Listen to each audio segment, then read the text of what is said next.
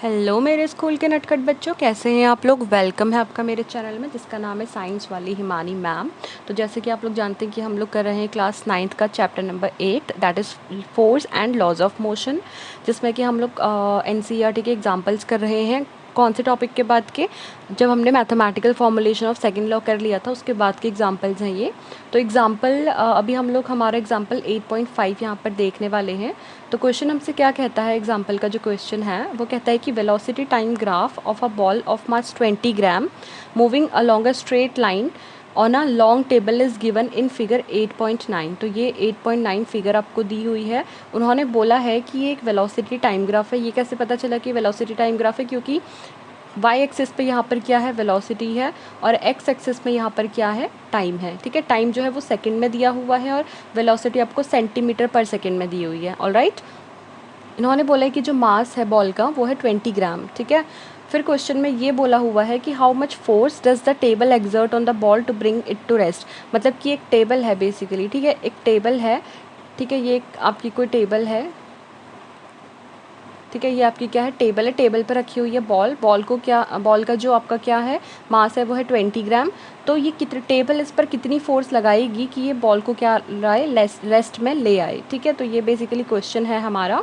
तो देख लेते हैं हमारा सॉल्यूशन। तो इनिशियल वेलोसिटी ऑफ बॉल आपको ऑलरेडी यहाँ पर इन्होंने स्टार्टिंग में यहाँ पर दी हुई है। इनिशियल मतलब जब टाइम क्या था आपका, ज़ीरो था।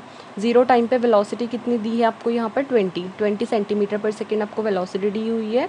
ठीक है, अब क्या होगा, फ्रिक्शनल फोर्स क्या लगाएगी, टेबल लगाएगी। फ्रिक्शनल फोर्स कैसी होती है, ये होती है जो मोशन के अपोजिट लगती है। अगर बॉल का मोशन इस डायरेक्शन में है तो फ्रिक्शनल फोर्स क्या होगी, जो टेबल लगाएगी वो होगी उसके अपोजिट डायरेक्शन में। तो धीरे धीरे जो बॉल की स्पीड होगी वो क्या हो जाएगी, कम होती रहेगी। तो ये जो ग्राफ है वेलोसिटी टाइम ग्राफ, ये बेसिकली यही बता रहा है कि बॉल का जो एक्सेलरेशन है वो क्या होने लगेगा, डिक्रीज़ होने लगेगा। ठीक है, और डिक्रीज़ होते होते एक टाइम ऐसा आएगा जहाँ पर वो रेस्ट में आ जाएगा। तो वही हमें बताना है कि ऐसी कितनी फोर्स ये लगाएगी टेबल इस बॉल पर कि ये जो बॉल है वो रेस्ट पर आ जाए। ठीक है, तो क्या कह रहा है ये, due to frictional force exerted by the table, table जो उसको फ्रिक्शनल फोर्स लगा रही है बॉल को।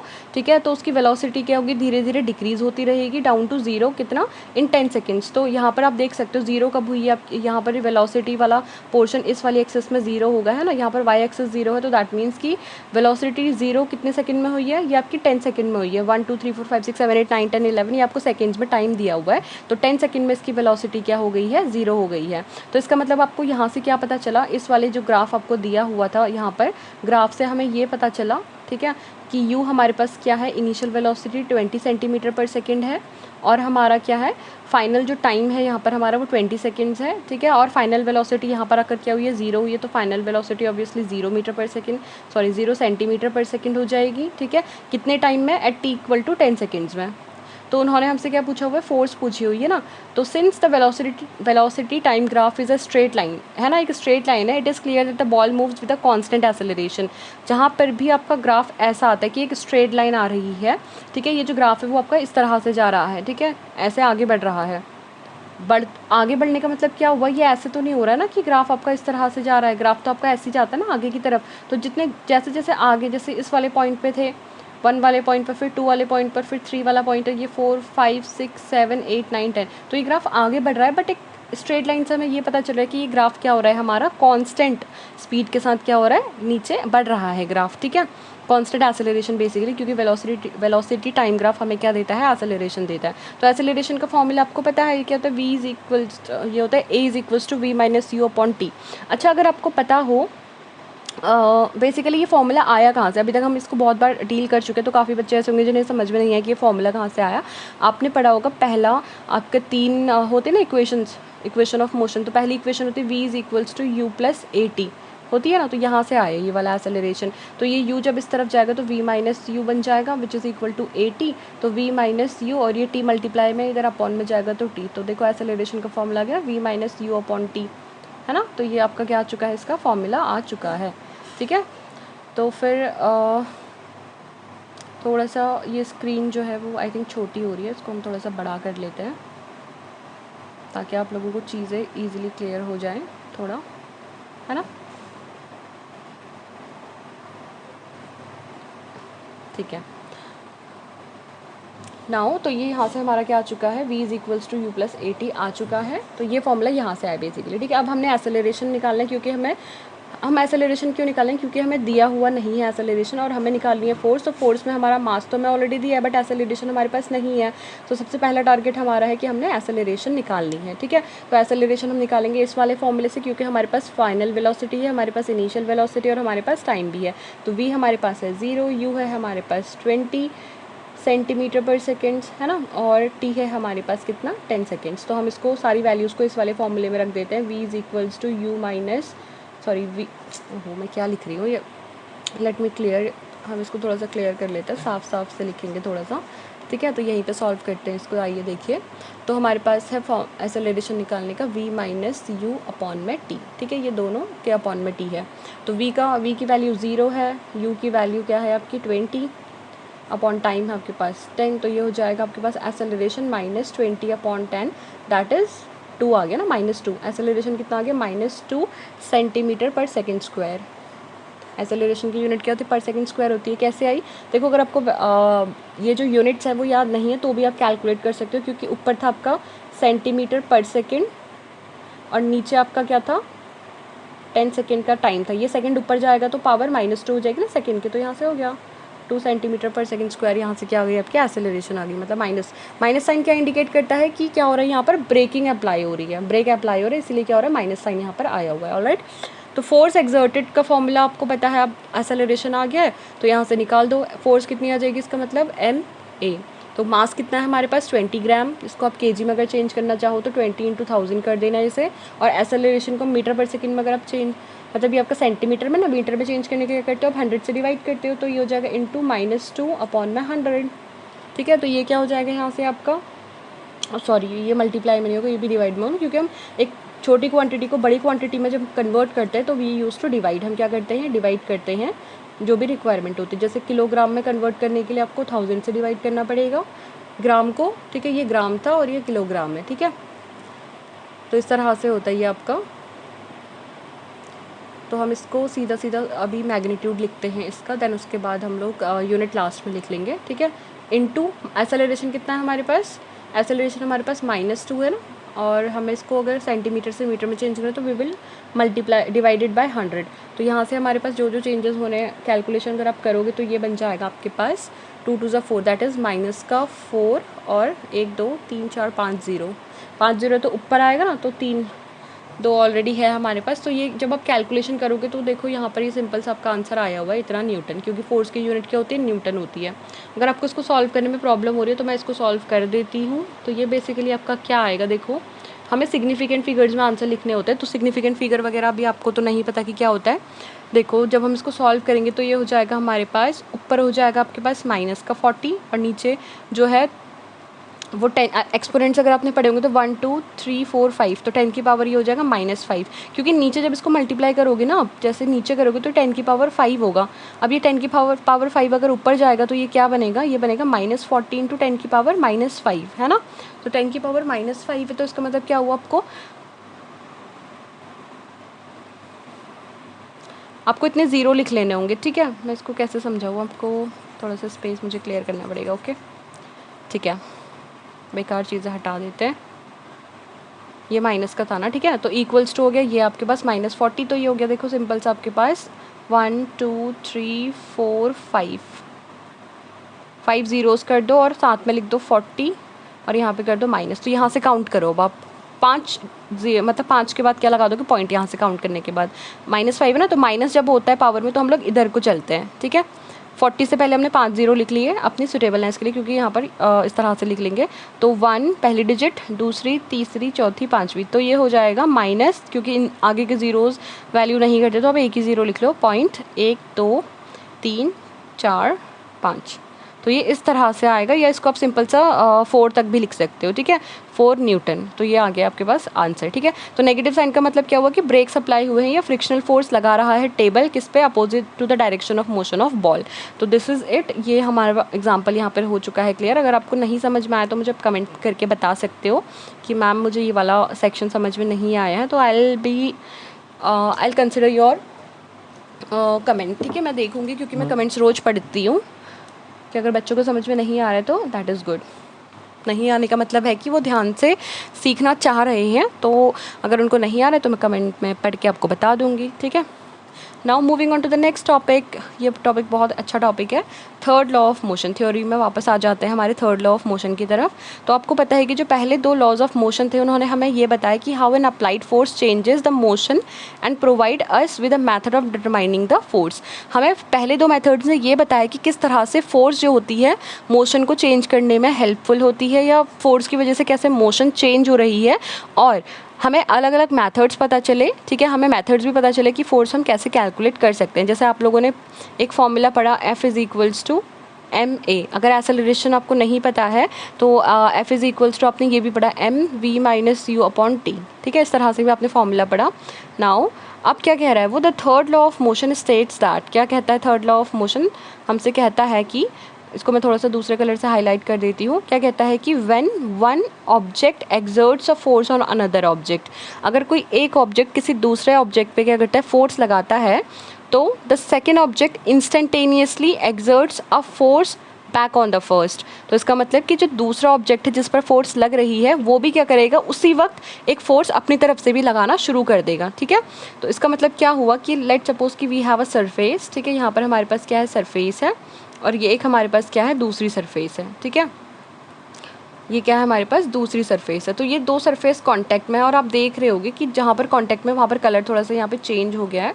ये दो सरफेसेस हमारी क्या है, कांटेक्ट में है, ठीक है। Two surfaces are in contact.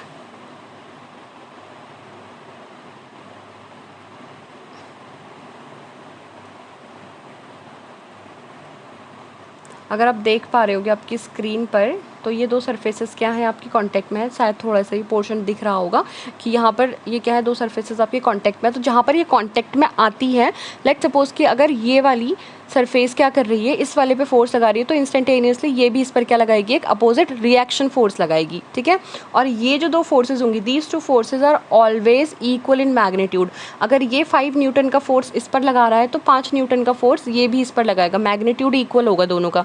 अगर ये 10 न्यूटन की फोर्स लगा रहा है तो obviously this will also exert a force of 10 Newton on that object, alright. तो ये क्या होंगी, इक्वल इन मैग्नीट्यूड, बट देखो दोनों की डायरेक्शन अपोजिट। अगर एक ऊपर लगा रहा है तो दूसरा क्या लगा रहा है, जस्ट उसके ऑपोजिट डायरेक्शन में फोर्स को लगा रहा है, ठीक है। तो ये इसीलिए कह रहा है कि बट अपोजिट इन डायरेक्शन।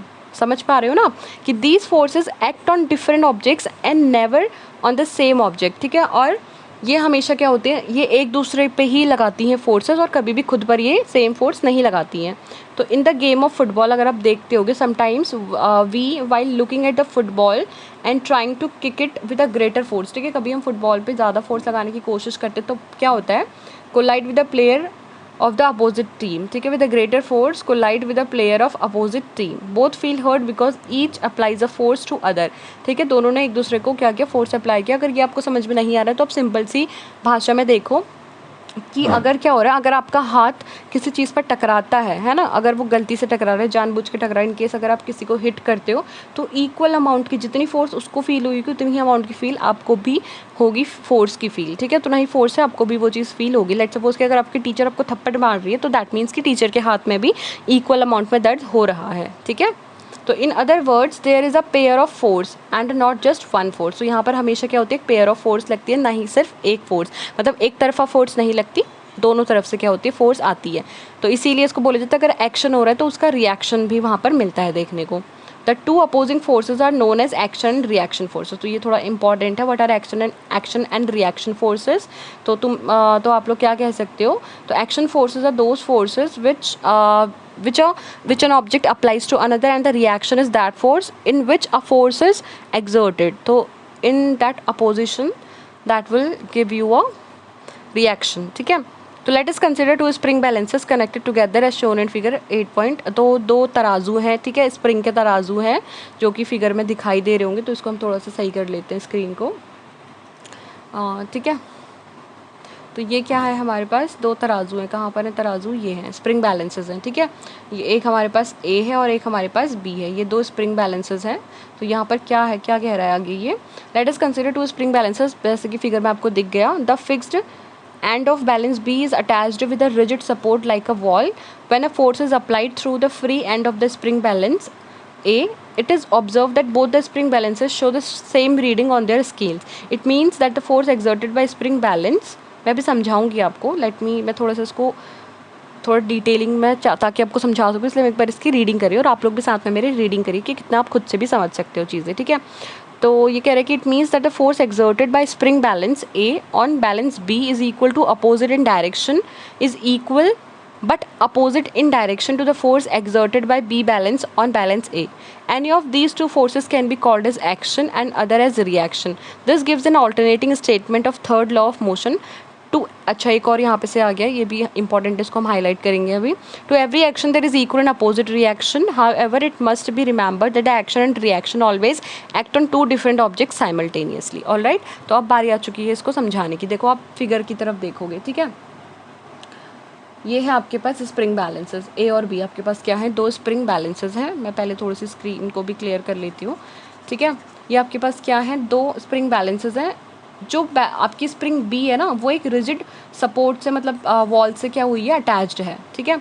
वो क्या है, ये वाली जो आपकी स्प्रिंग है, कौन सी वाली, ये बी वाली जो आपकी स्प्रिंग है, ये क्या है, ये आपको दिख रहा होगा rigid wall. This is a wall. ये किससे अटैच्ड है, एक वॉल से अटैच्ड है, ठीक है. ये रिजिड वॉल है, रिजिड मतलब ठोस, ठीक है. इस तरह से अटैच्ड है. और बी पर क्या अटैच है, ए अटैच है. क्या अटैच है, ए अटैच है. और इसको क्या किया गया, एक फोर्स के साथ इसको खींचा गया इस तरफ, ठीक है. तो जिस फोर्स के साथ इसको इस तरफ खींचा गया, तो यहाँ पर नोटिस किया गया कि जो रीडिंग वो इस वाले के लिए आ रही थी, सेम रीडिंग इस वाले के लिए आ रही थी, लेकिन अपोजिट. इसकी रीडिंग अगर इधर से आ रही है तो इसकी रीडिंग इधर से आ रही है, ठीक है. तो इसका मतलब क्या हुआ कि these two forces are equal in magnitude but opposite in direction. तो इसका मतलब क्या हुआ, to every action that is equal in opposite reaction. ये इसको पुल कर रहा है और ये इसको क्या कर रहा है, पुश कर, मतलब ये भी इसको अगर जितनी अमाउंट से ये इसको क्या कर रहा है, पुल कर रहा है, उतनी ही अमाउंट से ये इसको क्या कर रहा है, एक्सपेंड मतलब कॉन्ट्रैक्ट कर रहा है, ठीक है. तो this is called action and reaction forces. That is why these two forces are equal. यहाँ से मैग्नीट्यूड का भी हमें पता चल गया है. इस वाले एक्सपेरिमेंट से हमें मैग्नीट्यूड कैसे इक्वल हुआ वो पता चला, ठीक है. तो suppose you are standing at rest and intent to start walking on a road, ठीक है. अच्छा, हमने यहाँ पर एक बोला था कि एक स्टेटमेंट और लिख लो यहाँ पर, ठीक है. किसकी स्टेटमेंट है वो, statement of third law. Third law की क्या स्टेटमेंट है आपकी, थर्ड लॉ की स्टेटमेंट है थर्ड लॉ की आपकी, आप लिख सकते हो, to every action there is equal and opposite reaction. There is equal and opposite reaction. समझ में आया. आप कोई भी एक्शन कर लो, उसका हमेशा एक इक्वल एंड अपोजिट रिएक्शन होगा. अभी बहुत सारे ऐसे एग्जांपल्स हैं जो हम यहाँ पर आगे पढ़ने वाले हैं, तो बहुत ध्यान से ये टॉपिक को आप लोग पढ़ना, ठीक है. कोई भी काम कर रहे हो जस्ट स्टॉप, अभी नहीं देखना वीडियो, बाद में देख लेना, बट इसको समझने के लिए आपको प्रॉपर कंसंट्रेशन की ज़रूरत है. ऑलराइट. तो देखिए स्क्रीन पर, suppose you are standing at rest. आप क्या कहो, रेस्ट पर खड़े हो और आपने जैसे ही चलना शुरू किया रोड पर, आपने क्या किया, एक्सेलरेट किया. And this requires a force. तो चलने के लिए भी आपको क्या करना पड़ता है, फोर्स लगानी पड़ती है. In accordance with the second law of motion. Second law of motion के अकॉर्डिंग आपको फोर्स लगानी पड़ेगी अगर आपको क्या करना है, अपने आप को मोशन में लाना है, ठीक है. मोशन में आने के लिए, ये बहुत ही इंपॉर्टेंट चीज़ है, मोशन में आने के लिए, ठीक है. मोशन में आने के लिए आपको फोर्स लगानी ही पड़ेगी. आपको फोर्स की ज़रूरत है, फोर्स की ज़रूरत है, ठीक है. मोशन में आने के लिए आपको फोर्स की ज़रूरत है. और ये किसके अकॉर्डिंग है, according to second law of motion. तो विच इज़ दिस फोर्स. अब ये फोर्स कैसा है, इज़ इट मस्कुलर एफर्ट, कि आपकी मसल्स एफर्ट देंगी कि आप रोड पर चलने लगो, या is it the direction we intend to move, या वो डायरेक्शन है जिसमें जाना हम चाहते हैं. No, you push the road below backwards. आपने कभी भी ध्यान दिया होगा अगर आप चल रहे होते हो ना जब, ठीक है. यहाँ पर अगर डायग्राम होगा तो उससे हम इजीली समझा पाएंगे, बट यहाँ पर नहीं है, तो चलो हम देख लेते हैं कुछ, ठीक है. लेट्स सपोज कि ये क्या है, आपके फीट है. दिस इज़ योर फीट, ठीक है. ये वाला आगे वाला फीट है और ये वाला आपका पीछे वाला फीट है. तो आपने देखा होगा कभी भी, ठीक है, फीट है ये इस तरह से, कभी भी अगर आपको आगे चलना होता है तो आपका ये वाला जो पैर होता है ना, ये एक पुश लगाता है ना. ये वाला जो बैक वाला पैर होता है ये बैकवर्ड पुश लगाता है, इसलिए आप आगे चल पाते हो. ऐसे अगर आप समझ नहीं पा रहे हो तो एक बोट का एग्जांपल लेते हैं. लेट्स सपोज कि दिस इज़ अ बोट. ये एक बोट है, यहाँ पर बहुत सारे लोग बैठे हुए हैं. तो ये बोट को जब आगे चलना होता है तो इसको बोलते हैं चप्पा या चक्का, what ever it is called. तो इसको पानी को पीछे पुश किया जाता है ताकि बोट क्या हो, आगे जाए।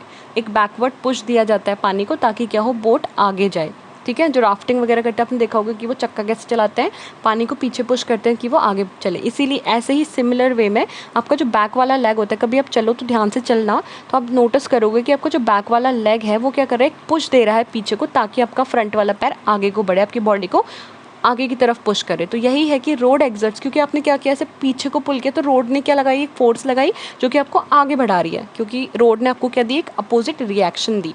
रोड के अपोजिट रिएक्शन की वजह से आप आगे चल पा रहे हो। तो the road exerts an equal and opposite force on your feet to make you move forward. अगर आप रोड को पीछे को धक्का दे रहे हो तो रोड आपको आगे को पुश कर रही है। So this is the reason हमारी डे टू डे लाइफ में भी बहुत सारी ऐसी चीज़ें हैं जिनमें हमारी फिज़िक्स लागू होती है। और आज से शायद पहले आपको ये चीज़ें नहीं पता होंगी कि आप जब चल भी पा रहे हो तो उसमें भी आपकी क्या है, एक फ़िज़िक्स लग रही है। ठीक है, तो यहाँ पर देखो, it is important to note that. अब यहाँ पर नोट करने वाली बात ये है कि even though the action and reaction forces are always equal in magnitude, हमेशा आपने देखा होगा कि एक्शन और रिएक्शन फोर्सेज इक्वल होती है। दीज फोर्सेज में नॉट प्रोड्यूस एसेलरेशन, और ये फोर्सेज ना एसेलरेशन प्रोड्यूस नहीं कर सकती हैं जिनका मैग्नीट्यूड इक्वल होगा। ऐसी एसेलरेशन प्रोड्यूस नहीं कर सकती हैं ये फोर्सेज जिनका एसेलरेशन क्या होगा, इक्वल होगा। दोबारा बोलती हूँ कि अगर एक्शन और रिएक्शन फोर्सेस इक्वल हैं मैग्नीट्यूड में, अगर 10 न्यूटन की फोर्स एक्शन लगा रहा है, 10 न्यूटन की फोर्स रिएक्शन लगा रहा है, तो ऐसा कभी भी पॉसिबल नहीं होता है कि जो एसेलरेशन प्रोड्यूस हुई हो वो भी हमारी 10 मीटर पर सेकेंड की हुई हो, दोनों एसेलरेशन जो हुई हो वो इक्वल।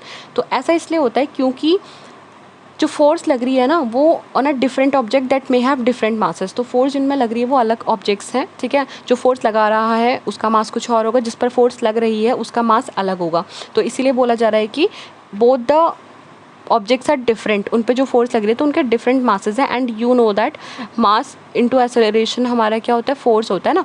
तो क्या होगा, हमारी फोर्सेस तो इक्वल है बट ज़रूरी नहीं है कि एक्सेलरेशन क्या हो, इक्वल हो, क्योंकि उनका मास डिफरेंट हो सकता है। देखो, अगर एक्सेलरेशन सेम हो गई लेट सपोज, तो मास अलग अलग हो जाएगा।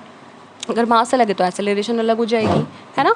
फोर्स को इक्वल होने के लिए, देखो फोर्स को इक्वल होने के लिए या तो मास का इक्वल होना ज़रूरी है या एक्सेलरेशन का इक्वल होना ज़रूरी है। ठीक है, अब हमारा क्या है, दोनों में से कोई भी ऐसा फैक्टर है जो इक्वल नहीं हो सकता है। ठीक है, फोर्स को इक्वल होने के लिए। अब एक अच्छा एग्जांपल और देखते हैं। जब आपने देखा होगा कि जब एक बुलेट से क्या होता है, एक गन से बुलेट फायर होती है, it exerts a forward force on the bullet. तो वो बुलेट पे कैसा फोर्स लगाती है, एक फॉरवर्ड फोर्स लगाती है। और जो बुलेट होती है वो इक्वल और अपोजिट फोर्स लगाती है गन पर। तभी आपने देखा होगा कि जो बड़े बड़े सोल्जर्स होते हैं वो जब मतलब गन से क्या करते हैं, आपकी बुलेट फायर करते हैं तो उनके हाथ में क्या आता है, एक झटका आता है। तो that is the reaction of gun. जब बुलेट फायर हो रही है आगे को तो वो बुलेट क्या हो रही है, पीछे को एक जर्क दे रही है। तो this results in recoil of the gun. तो इसी को बोला जाता है रिकॉइल ऑफ द गन। और ये बहुत इंपॉर्टेंट है, एग्जाम पॉइंट ऑफ व्यू से पूछा जा सकता है, क्वेश्चन यहाँ से बन सकता है कि व्हाट इज़ द कॉन्सिक्वेंसेज, या in which principle, in which law does the recoil of gun X. ठीक है, कौन से पे कंसिडर किया जाता है, तो you will say it is the action and reaction force that works on the gun when a bullet is fired from the gun. Alright, तो फिगर 8.11 हम देखते हैं अभी। ठीक है, since the gun has much greater mass than the bullet, जबकि आपको पता है दोनों का मास अलग, बुलेट का मास बहुत कम होता है और जो गन होती है उसका मास बहुत ज़्यादा होता है। तो the acceleration of the gun is much less than that of acceleration of bullet, है ना। एक्सेलरेशन आपने देखा होगा दोनों का, क्योंकि बुलेट तो मूव कर जाती है बट जो गन होती है वो आपके हाथ में ही रहती है, बट थोड़ा सा वो जर्क देती है।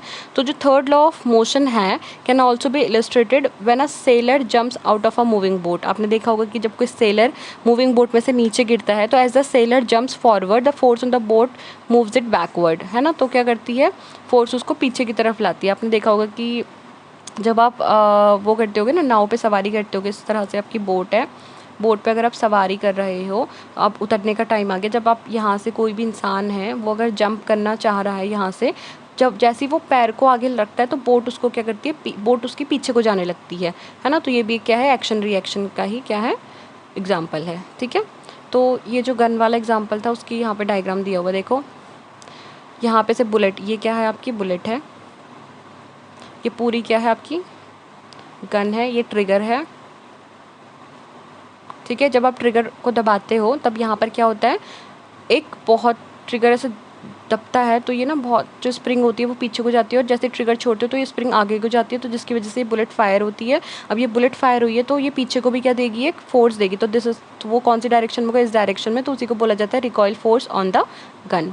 ठीक है, तो ये है रिकॉइल ऑफ द गन। तो ये कह रहा है क्या, forward force on the bullet and the recoil of the gun. तो this is the example, best example of, और यहाँ से एग्जाम में क्वेश्चन आने बहुत ज़्यादा क्या है, कंडीशन है कि एग्जाम में यहाँ से क्वेश्चन बन सकता है। ठीक है, बेस्ट एग्जाम्पल है ये आपका, और ये बहुत बार पूछा जा चुका है ऑलरेडी बहुत सारे एग्जाम्स में। Not only for this, competition level पे भी बहुत काफ़ी अच्छा इसके बारे में पूछा गया है। ठीक है, तो ये था हमारा इसका एग्जाम्पल। अच्छा, ये जो मैं आपको बता रही थी, बोट से जब आप उतरते हो नीचे तो ये क्या होती है, पीछे को जाती है। आप बोट से नीचे उतर रहे हो लेकिन ये जो बोट है ये पीछे को जाती है।